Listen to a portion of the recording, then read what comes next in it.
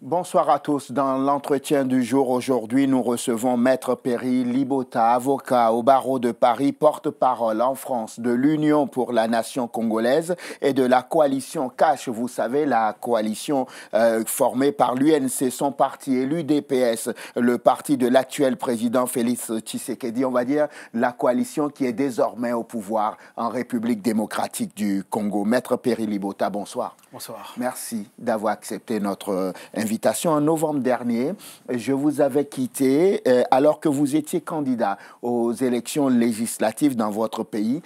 Quelles leçons tirez-vous de votre échec? Je ne sais pas si je peux vraiment l'appeler échec. Oui. Parce que ce que nous avons vu, c'était, on peut dire, des surprises. Parce que nous avons constaté deux problèmes sur terrain. Oui. L'électorat ne sait pas pourquoi il vote. Et aussi les candidats députés ne savent pas pourquoi ils sont candidats. Donc il fallait d'abord procéder à un travail d'abord d'éducation civique à la population et aux candidats pour savoir pourquoi ils sont là, pourquoi ils doivent voter. Et les résultats ne nous étonnent pas. Le peu de gens ou la majorité de gens qui m'ont voté, parce qu'on peut dire que on pourrait toujours contester les résultats, mais comme nous sommes légalistes, nous nous en tenons à la décision de la Cour constitutionnelle. Donc, le peu de gens ou la majorité des gens qui ont voté pour nous, ce sont des gens qui ont écouté notre discours. Et sur place ou sur le terrain, il y avait un autre discours. C'était un discours genre papa social, c'est lui qui donne plus, c'est lui qui assiste plus. Alors que nous savons tous que ce n'est pas le travail du député. Le député n'est pas là pour assister les gens. Le député est là pour voter des lois. Et ça, la population n'est pas préparée à cela. Et c'était un peu ce piège-là. Et vu que la population est misérable, ces gens-là ont plongé la population dans la misère. Ils ont succombé à ces discours. Et nous avons vu que l'autre camp réclame cette majorité. Quand vous dites l'autre camp, vous parlez du FCC? Du pouvoir sortant, oui. Et vous liez donc cet échec au législatif de votre parti et donc par conséquent de votre propre candidature au manque de maturité politique de votre peuple, c'est ça, ou à la corruption? Pour que je comprenne très bien. Le peuple congolais est assez mature aujourd'hui. Nous dirons que ce peuple a été paupérisé. C'était un travail fait de longue haleine. C'est un processus en fait pour arriver au peuple à arracher en fait son consentement d'une manière frauduleuse. Parce que la corruption, nous la dénonçons aujourd'hui. Mais il faut savoir que pour qu'il y ait corrompu, il faut qu'il y ait un corrupteur. Et les corrupteurs sont largement désignés aujourd'hui. Vous êtes donc depuis le 24 janvier dernier au pouvoir. On va dire ça comme ça, votre coalition est au pouvoir. J'ai été très étonné de voir que votre président, le président de l'UNC, Vital Kamerhe, dont vous me parliez tout à l'heure, est accepté de devenir directeur de cabinet du président de la République. Pour quelqu'un qui fut Premier ministre dans votre pays. Nous devons savoir qu'aujourd'hui, le poste de directeur du cabinet du chef de l'État est un poste très, très stratégique. Parce que, pour dire vrai, le président Vital Kamerhe est les colistiers, on peut dire, de Félix Tshisekedi. Et les deux, ils sont préparés cette campagne ensemble et l'ont gagnée ensemble. Ce n'est que normal à la tête de l'État que Vital Kamerhe accepte, avec toute humilité, de seconder M. Félix Tshisekedi, qui est son colistier, qui est son ami, qui est aujourd'hui chef de l'État, qui peut s'appuyer sur lui et qui peut profiter de ses lois au service. Maître Perry Libota, vous comprenez que je sois troublé parce que juste avant le début de cette élection du 30 décembre dernier, Félix Tshisekedi et votre président Vital Kamerhe étaient venus devant nous à Nairobi nous dire « Nous avons formé une coalition » et ces deux personnages de l'État dans votre pays désormais ont exhibé évidemment donc un contrat qui les liait. Et dans ce contrat, tout le monde connaît le contenu de ce contrat, en tout cas ce qu'ils ont voulu nous montrer, et il n'était pas question qu'il soit directeur de cabinet. Mais écoutez, M. Parizeau, ce que vous parlez, c'est l'accord de Nairobi. Oui. Dans l'accord de Nairobi, l'UNC avait cédé la présidence au président Etienne Tshisekedi, aujourd'hui président, et dans cet accord, il était prévu que Vital Kamerhe, le président de l'UNC, soit le Premier ministre. Mais pour être Premier ministre, cela ne dépend pas d'un accord. Le Premier ministre, comment il est nommé? Le Premier ministre est issu, selon la constitution de la République démocratique du Congo, de la majorité parlementaire. Malheureusement, cette majorité-là, nous ne l'avons pas eue au Parlement. Comment voulez-vous aujourd'hui que M. Vital Kamerhe se disent qu'il est Premier ministre ou qu'il pense être Premier ministre. Parce que nous n'avons pas cette majorité. Cette majorité qui a été identifiée aujourd'hui étant du FCC, c'est à elle, cette majorité, de nous proposer, et de proposer, d'ailleurs, ce qui a été fait hier, de proposer au président de la République, Félix Antoine Tshisekedi, un nom ou des noms pour que, parmi ces noms-là, qu'ils choisissent un Premier ministre de la République. Maître Libota, je me faisais cette réflexion en préparant notre rencontre aujourd'hui. Je me disais, voici un homme qui se retrouve dans une forme de billard à 3 bandes, et je me demandais qui était le perdant entre Félix Tshisekedi, le président Kabila qui n'est plus au pouvoir, l'ex-président, et Vital Kamerhe. J'ai ma petite idée, mais pour vous, qui est le grand perdant? Parce que au départ, il devrait être Premier ministre. Aujourd'hui, il est juste directeur de cabinet, envoyé à aller remettre un courrier au président rwandais à côté, aller inaugurer 2 bâtiments, venir lire un communiqué du président. Il est réduit à sa plus simple expression, non? Écoutez, M. Parizeau, mais là où vous voyez un perdant, moi, je vois plutôt un gagnant.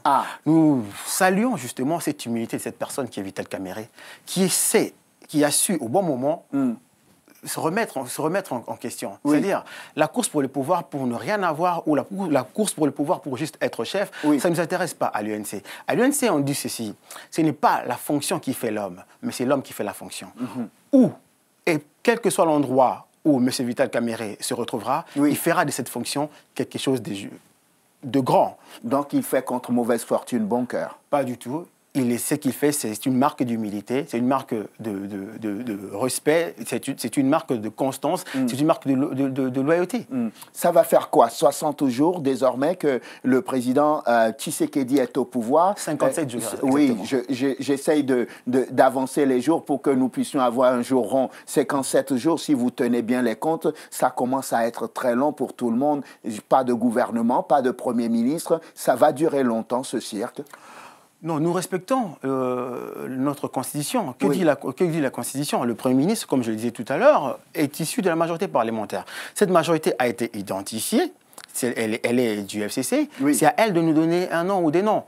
Ça a été fait hier, et le nom ou les noms du prochain Premier ministre est sur la table du président de la République. Et dans les prochains jours, il va nommer, nous le saurons, ce Premier ministre-là, et à lui la charge de nous proposer des ministres et de former un gouvernement. Le nom que le président Kabila va lui donner et va lui demander de nommer, en fait, c'est ça? Non, lui proposer, parce qu'il faut le dire aussi. Le président Kabila, qui est président honoraire aujourd'hui, est le chef de l'autorité morale du Front commun de la République, du FCC. Oui, du Front commun pour le Congo. L'autorité morale, vous dites, c'est celui aussi qui est le marionnettiste, selon Martin Fayulu. Monsieur Fayulu peut dire tout ce qu'il veut. Oui. Et s'il était aujourd'hui, s'il avait la chance d'être élu aujourd'hui, il ne ferait pas le contraire de nous, parce que avec quelle majorité il allait diriger? Le Premier ministre sortirait aussi de cette majorité-là, qui est le FCC. Il allait travailler avec eux. Donc tout ce qu'il fait pour nous, nous l'assimilons à la simple démagogie. Il s'agite pour rien, il fait des tournées pour rien. Il a même fait des tournées au Congo. Nous l'avons laissé faire ses tournées. Et nous avons même diffusé. Vous aviez l'intention de l'en empêcher, il ne manquerait plus que ça. Parce que, souvenez-vous, nous avons été habitués au Congo à ce que l'opposition soit muselée. Aujourd'hui, Martin Fayulu est un opposant parce qu'il s'oppose à nous. Donc nous devons laisser la liberté des circuits dans le pays pour justement marquer cette rupture entre nous et les gens qui étaient avant nous. Aujourd'hui, Félix Tshisekedi n'est pas Joseph Kabila. Félix Tshisekedi, c'est vraiment le cap pour le changement. Félix Tshisekedi est le symbole de la rupture. Donc Fayulu peut le constater. Il a circulé dans tous les pays. Il a dit ce qu'il avait à dire, et même, nous sommes allés plus loin, nous avons diffusé en direct ces meetings. C'est pour dire que la télévision nationale congolaise est maintenant aux mains du peuple. Il est beaucoup plus facile d'être grand seigneur quand on a privé quelqu'un de sa victoire, non? De quelle victoire parlez-vous, M. Parizeau? Parce que, souvenez-vous, M. Fayulu a introduit un recours devant la Cour constitutionnelle pour réclamer cette prétendue victoire. Mais M. Fayulu a été incapable de prouver combien de voix il avait eu, dans quel bureau de vote, dans quelle circonscription électorale, dans quelle région, dans quel département. Il n'a rien eu du tout. Il était incapable. Il a été laminé même par les juges de la Cour. Parce que quand on accuse quelqu'un, quand on se réclame victorieux, il faut rapporter les preuves. Parce que nous, cash, nous sommes sereins et nous sommes sûrs de notre victoire. Pourquoi? Parce que nous avons monté à l'époque un centre de compilation des résultats. Nous avons eu des résultats de bureau de vote par bureau de vote. Oui. Et lorsqu'on nous l'a demandé, la Senco, qui était à l'époque, qui a voulu jouer un peu le fou, on peut le dire comme ça, contre nous, Oui. nous avons confronté nos résultats face à leurs résultats. Oui, et vous êtes arrivé troisième. Aujourd'hui, nous sommes Et arrivés par le bon premiers. vouloir du président Premier, Kabila, nous sommes arrivés. vous êtes au pouvoir. Premier, nous sommes arrivés, et aujourd'hui, la même Senco qui, à l'époque, nous avait fait cette prétendue guerre, il a reconnu qu'elle a été induite en erreur. Hein? Aujourd'hui, c'est M. Félix Tshisekedi, qui est le président de la République, qui tient la barre. Le président nommé par Kabila, c'est ça. Le président de la République ne peut pas être nommé par Kabila. Oui. Figurez-vous, le président de la République a été élu par le peuple congolais. Maître, il a été élu massivement. Maître, nous sommes très troublés dans les médias internationaux et c'est pour ça que j'essaye de partager ce trouble avec vous. Nous sommes là justement pour clarifier la situation, pour remettre en ordre toutes ces faussetés qui sont en train d'être répandues dans les réseaux sociaux et dans les médias ici. Nous sommes très troublés. Voici un président dont vous me disiez tout à l'heure qui est au pouvoir depuis 57 jours. Je n'ai jamais vu dans un État cela se passer comme c'est en train de se passer dans votre pays. Pas de gouvernement, pas de Premier ministre, mais ce soir sur ce plateau, vous m'aviez dit, dans les heures, les jours à venir, on devrait connaître le nom du nouveau Premier ministre qui devra ensuite donc proposer un gouvernement au président Tshisekedi. Très bien, soit. Vous me dites que le président Tshisekedi n'est pas la marionnette dans les mains de Kabila, comme le dit Martin Fayoulou. C'est ça aussi. Pas du tout, ça ne peut être cela.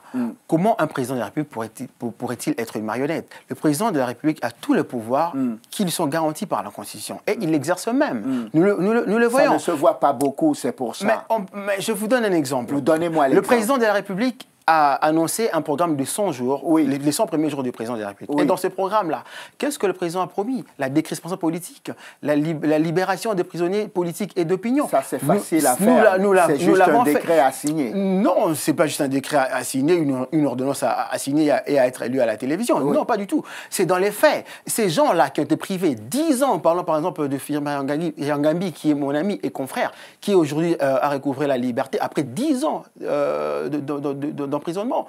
Lui qui a été amnistié. Nous parlons aujourd'hui de Franck Diongo. Ces gens-là, on ne peut pas leur dire que c'était facile de pouvoir recouvrer la liberté. Ces gens-là, aujourd'hui, goûtent justement le pouvoir de Félix Tshisekedi. Ces gens-là, on nous remercie aujourd'hui. Parlons de Diomino Ngala. Il est aujourd'hui libre. Et toutes les 700 autres prisonniers politiques et d'opinion qui, aujourd'hui, vaguent librement à leurs occupations. Grâce à qui? Grâce au président Félix Tshisekedi, qui a usé de son autorité et de son pouvoir. Et aussi de son pouvoir de grâce, car la grâce présidentielle, qu'est-ce que la grâce présidentielle? Le pouvoir de communier, de réduire les peines, c'est ce qu'il a fait. Vous soulignez à juste titre et de façon opportune, évidemment, cette décision du président de remettre en liberté ceux qu'on a considérés à tort ou à raison comme des prisonniers politiques dans votre pays. Vous avez cité quelques noms d'opposants également. Et pour montrer que le président gouverne, vous parliez des 100 jours tout à l'heure, effectivement. Et je me disais, voici un président qui n'a pas les mains libres pour gouverner dans son pays. Comment fera-t-il pour financer ces 100 jours? Comment fera-t-il pour que ces 100 jours soient une réalité, que ce ne soit pas une nouvelle poudre aux yeux des Congolais? Exactement. Là encore, une très bonne question, parce que, figurez-vous, c'est la première fois, alors la première fois dans toute l'histoire du Congo, que nous avons financé un programme, un projet dans 100 jours, 3 mois et 10 jours avec les fonds publics. Nous n'avons pas demandé d'aide ni à l'extérieur, ni aux partenaires. Cet argent-là, nous avons pris une mesure salutaire. Nous avons demandé au ministre, demandé au gouvernement de surseoir à toute dépense publique, sauf les rémunérations.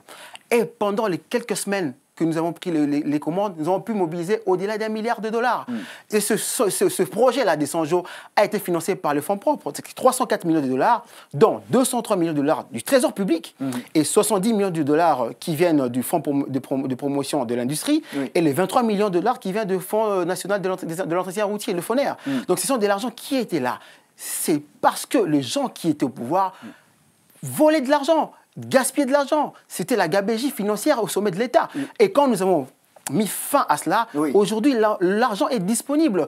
Et les entreprises qui sont en train d'exécuter ces travaux sont déjà payés. Alors ça, c'est encore une première.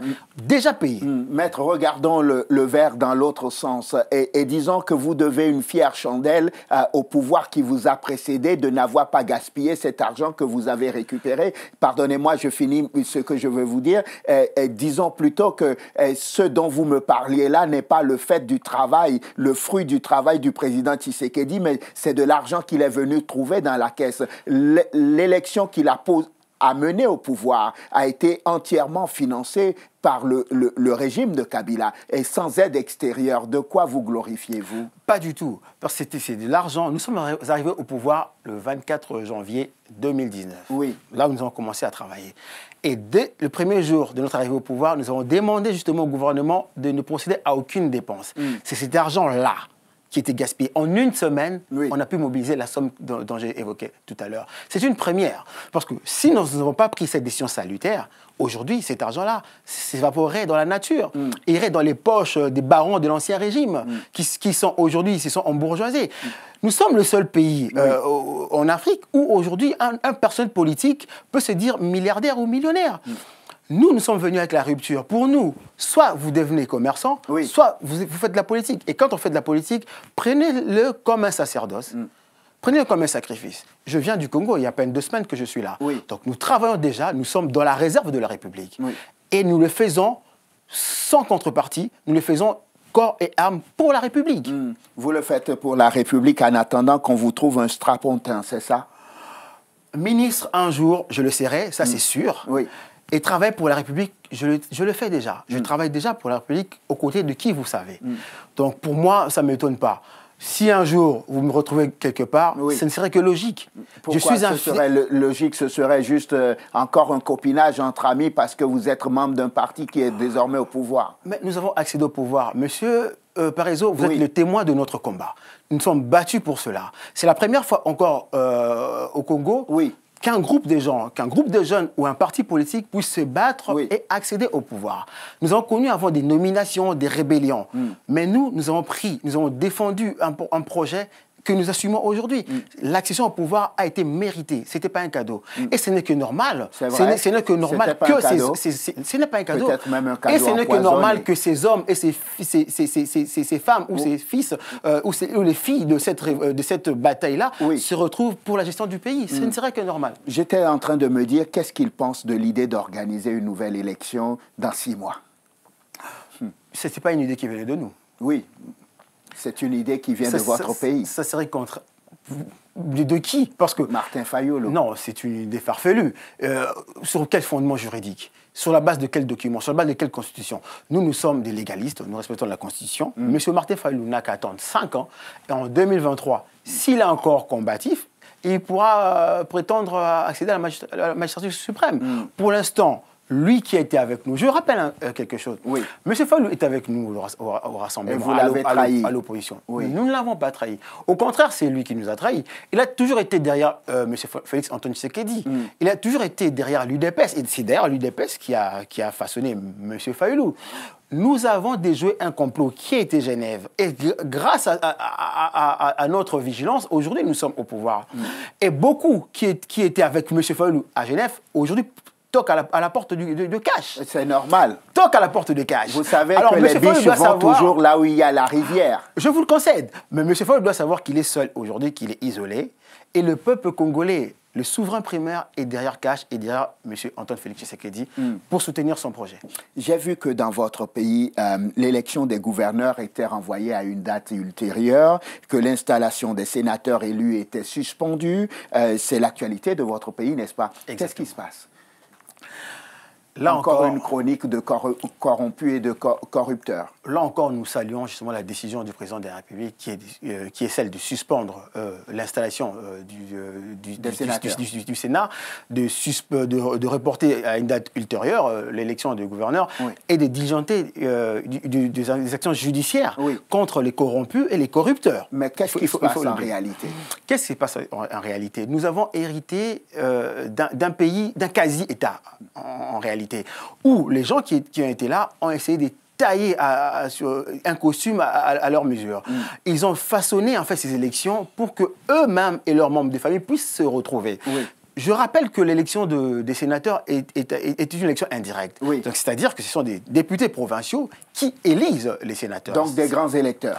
On peut dire des grands électeurs. Donc ce n'est pas un suffrage direct qui émane du suffrage primaire qui est les peuples. D'accord. Vu que ces gens-là étaient au pouvoir depuis 18 ans, ils ont pu amasser des richesses. Qu'est-ce qu'ils ont fait? Ils ont proposé des sommes d'argent. Oui.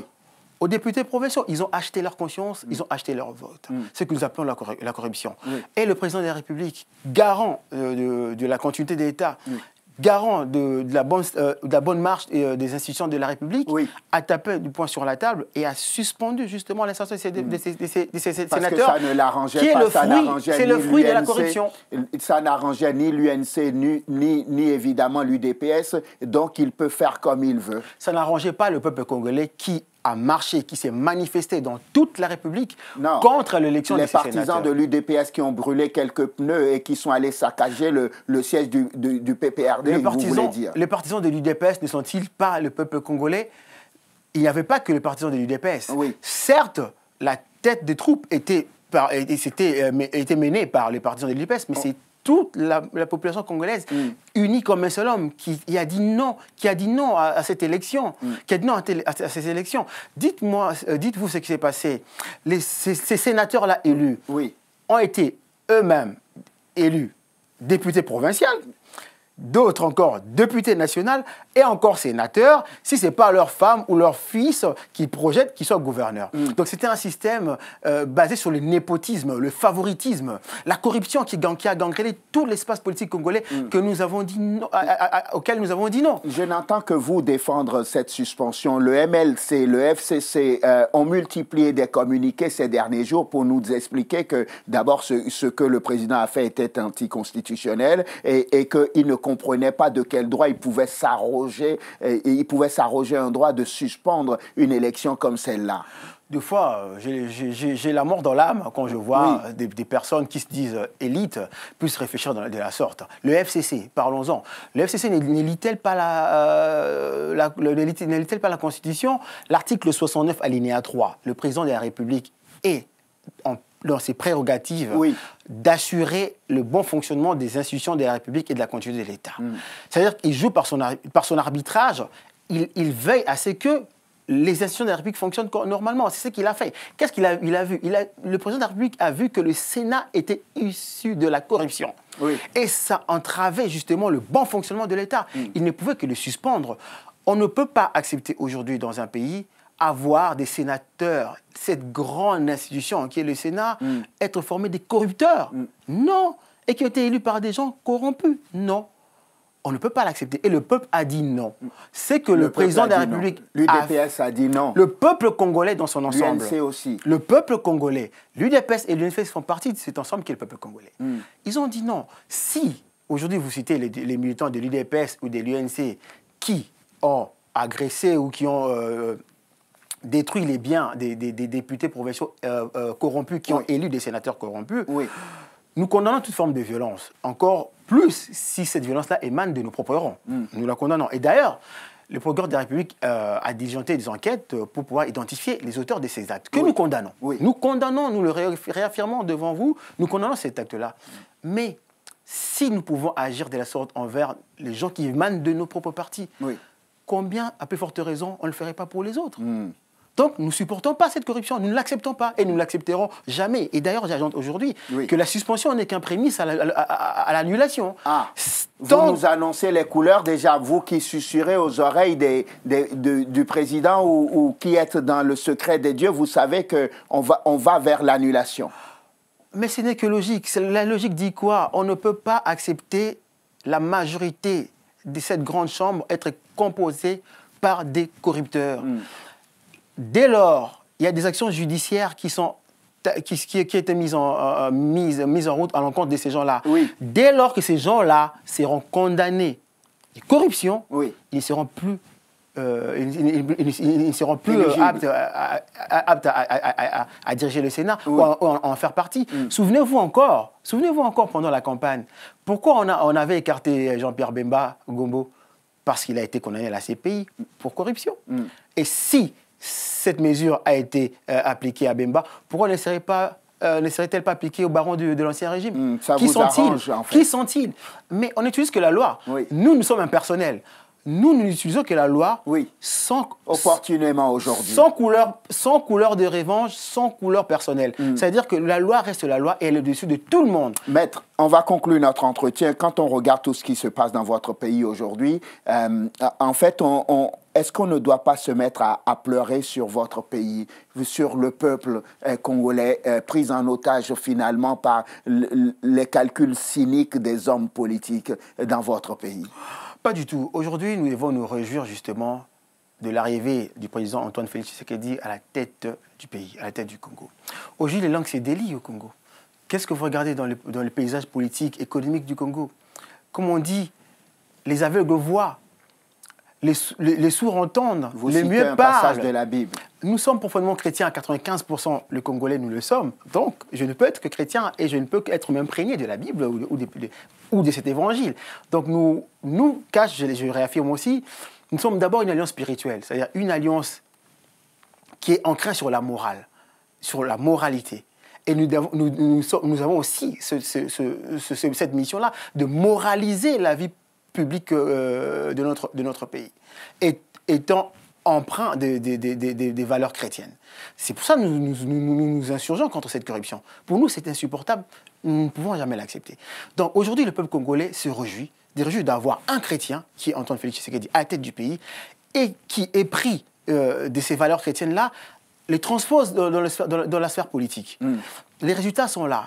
Comme on dit, les prisonniers politiques sont libres. Nous avons lancé en 100 jours des travaux d'infrastructures, des réhabilitations d'infrastructures. Oui. Les résultats sont encore là. Vous faites du colmatage, vous êtes en train de me dire. Non, pas du colmatage, mais on en a besoin aussi de cet entretien routier qui n'a pas été fait depuis des longues années. Nous avons cité le FONER qui, pour la première fois, a su mobiliser des ressources pour cet entretien routier qui émane de ses prérogatives.